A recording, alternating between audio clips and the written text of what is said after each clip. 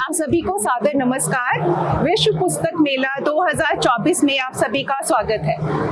2016 से दिशा प्रकाशन में मधुदीप जी ने नुक्कड़ लघु कथा की शुरुआत की थी, जिसे अब वनिका पब्लिकेशंस आगे बढ़ा रहा है। तो आज हम शुरुआत करते हैं नुक्कड़ लघु कथा की। अब मैं आमंत्रित करना चाहूंगी रत्ना सिंह भदौरिया जी को, जो कि अवधि में भी अनुवाद करी है लघु कथाओं और कहानियों का। रत्ना सिंह जी। नमस्कार, मैं रत्ना भदौरिया। मेरी लघु कथा का शीर्षक है शमशान। थर-थर कांपता हुआ इधर उधर भटकने के बावजूद कहीं गर्माहट वाली जगह नहीं मिली, तो एक जगह पेड़ की आड़ में बैठ गया। जितनी तेजी से रात का समय बढ़ रहा था, उतनी ही तेजी से कपकपाहट बढ़ रही थी। सिर, कान, नाक और हाथ पैर एक भी कपड़ा न होने की वजह से ऐसा लग रहा था मानो जम गया हो। शरीर पर तो फिर भी फटे पुराने कपड़े थे। पेड़ से 2-4 बूंदें सिर पर टपक जाती और मैं अंदर तक थर्रा जाता। गाड़ियों की आवाजाही ठप सी हो गई थी। आसमान की तरफ देखकर ऐसा लगा अभी 1 या 2 ही बजे होंगे। तभी पेड़ों से टपक रही बूंदें शुरू हुई। ये क्या लगता है बारिश तेज हो गई है। अगर नहीं उठा तो राम नाम सत्य हो जाएगी। उठा और चल पड़ा। कपकपी कम नहीं बढ़ रही थी, बल्कि अब लथपथ भीग भी चुका था।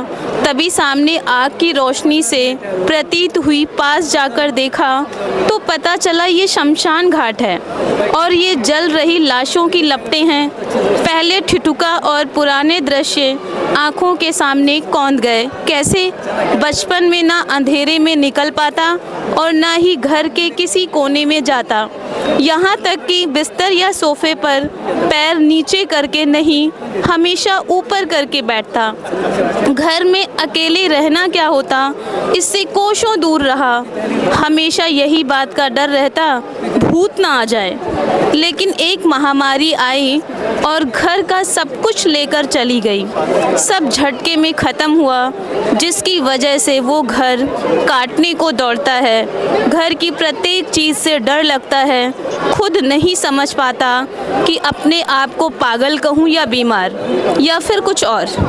ऐसा लगने लगा जैसे हड्डियाँ बोल रही हों इस कपकपी से। इसलिए पुराने दृश्य को छोड़ शमशान की तरफ बढ़ चला और वहीं आग के पास लेट गया।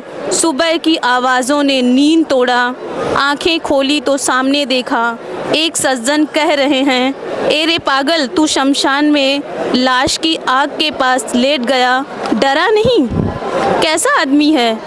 अरे भाई साहब, ठंड की कपकपी से कम ही डर लगा और सबसे अच्छा तो ये लगा कि चैन की नींद आ गई इस गर्माहट से। वो सज्जन बुदबुदाया और वहाँ से चला बना। मैं भी अपने कदम बाहर की ओर बढ़ा लिया। धन्यवाद जी, बहुत बहुत शुक्रिया रत्ना।